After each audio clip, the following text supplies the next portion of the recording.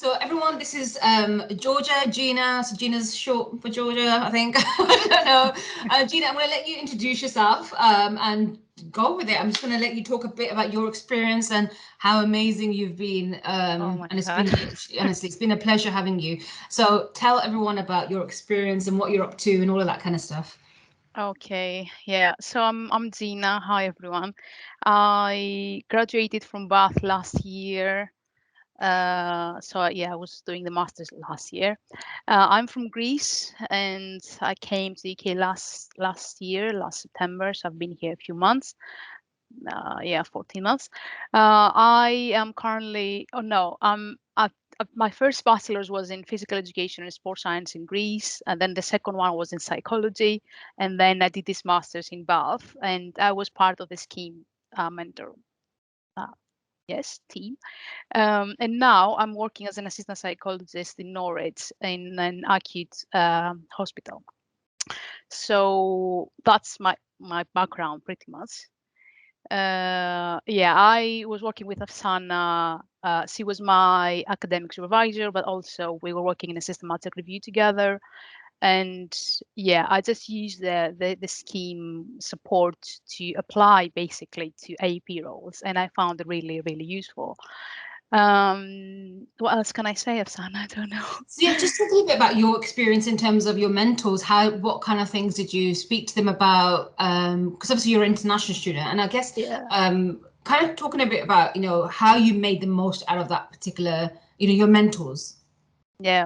Well, I think everyone is different and everyone is going to use the scheme like differently and based on their own needs.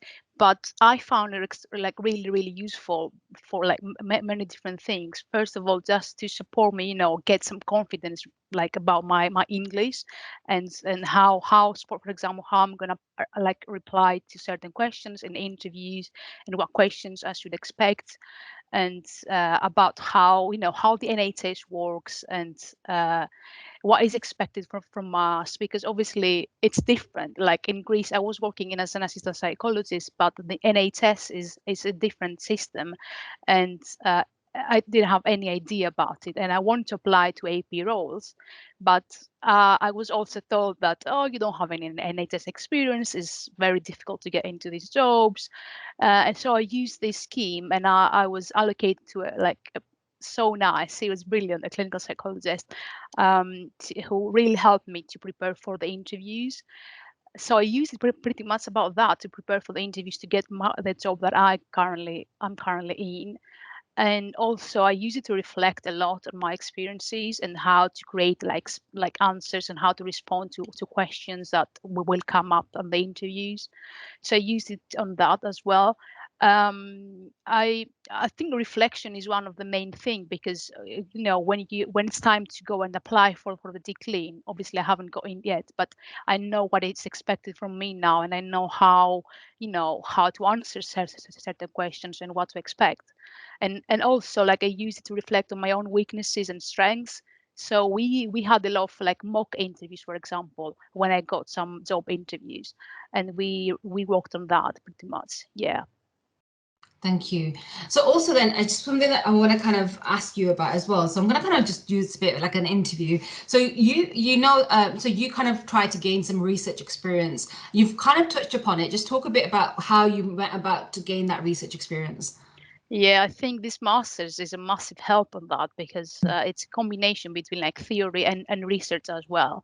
And although I had some previous like research experience in Greece, this is like this master's gave me the opportunity to both like learn like more like like theory related like research, but also how to apply it. So I think you can get the most out of this master's, for example, by applying to become a research assistant, as I was to Asana, and I think both the theory, but also like the research assistant job that I was doing, it's a massive help, and I know that this is going to make a difference in my application now, because it's very difficult. Let's face it, it's very difficult to get into the training, but because they want clinical experience, they want research experience, they want to thrive on the interview, they want so many different things, and these masters provide you the opportunity to like, step by step build up on this, Yeah. on these things that they're asking from you. So I personally got out the most out of the masters, and also the dissertation in the end. We're doing like a whole project in at the end of at the end of the masters. So if you like, it's a lot that you can gain. Like my main research experience now is based on this masters, basically what I've done there. So yeah. So in terms of your the sort of the mentors that you had on the scheme, so I just want to kind of just check with you. So I know you said that you use them for help with applying for job roles and mock interviews and things like that. Are you able to share some of the kind of some of the things that you did? How did you go about arranging those meetings, or was it done face to face, over the phone? How did you do that? Yeah, so I was allocated a trainee clinical psychologist and a clinical psychologist. So I used both of them in a different like way. So I used the trainee clinical psychologist. We had like a few phone calls just to ask when initially when I was panicking during like in the first period of this master's, because everyone panics and everyone wants things to get done, now and yesterday maybe. So Yeah. I use her to just let my stress out basically, and get my head around how the system works and what they're expecting from us and everything.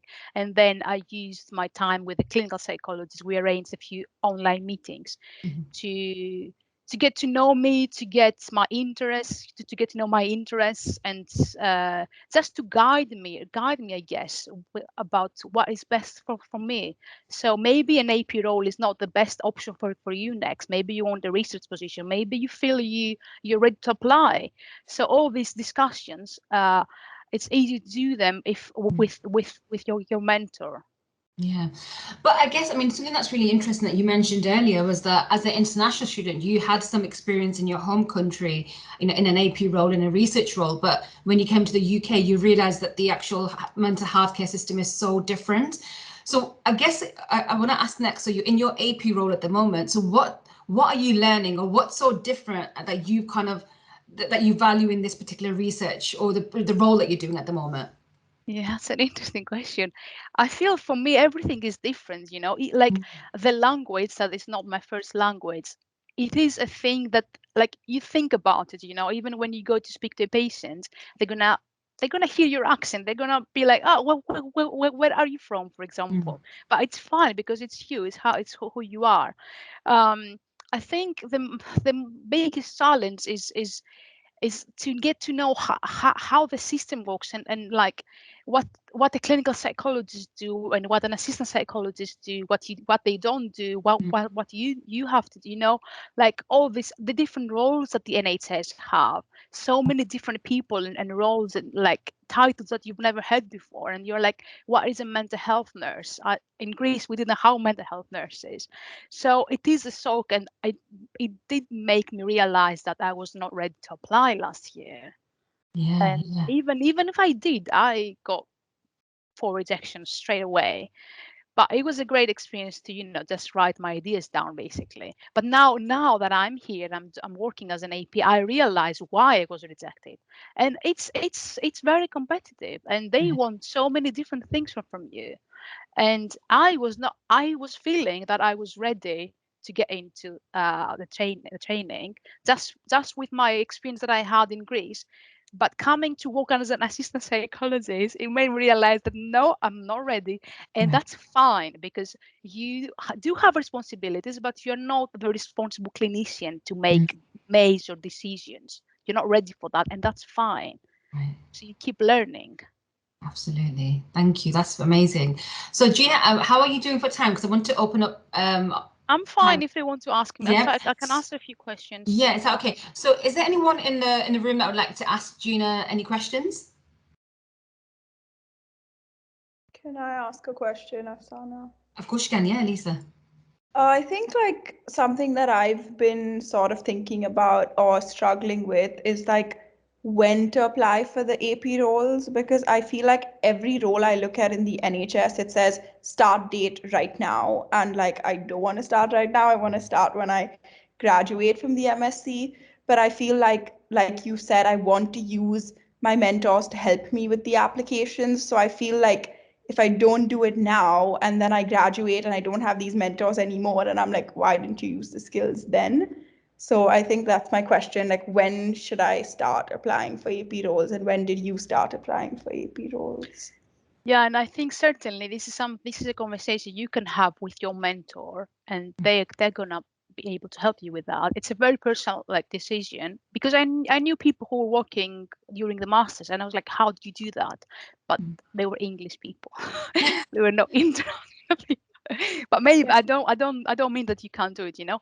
But personally, I started applying. I think it was April, around April, because it does say that you start straight away, but that's not the case, because it takes time with the DBS, like check things and all this stuff. And also you might like the interview.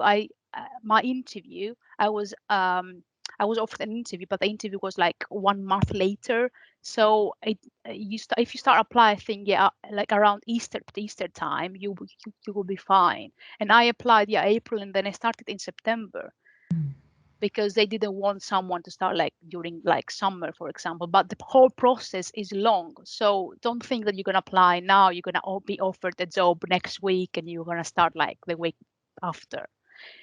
But it's, yeah. So I think speaking with your mentor about it, and start preparing, I think, for, don't panic. Just like have this conversation of, what kind of questions they're going to ask. Try to reflect on your experience, and try to yeah, just try to think how you can answer certain questions on the interview. That's something that you can do from now, for example. But yeah, don't panic. Thank you. That was very good. And I think something that Gina, I think we probably want to add in there is that just be mindful that you're not probably going to get accepted the first time, every time. Oh my So it's a God. process, right, Gina? So because Gina's my personal tutor, so we used to have these discussions. And Gina, I want you to kind of talk a bit about that. Okay, Whatever yeah, you're comfortable with, obviously. yeah, I think I handed in, I think, 42 applications. It sounds massive, but obviously I didn't tailor every single application. At some point, I was like, I'm just gonna apply in every single thing that comes up. And also, like, I applied all over the UK, because it didn't matter where I was gonna be.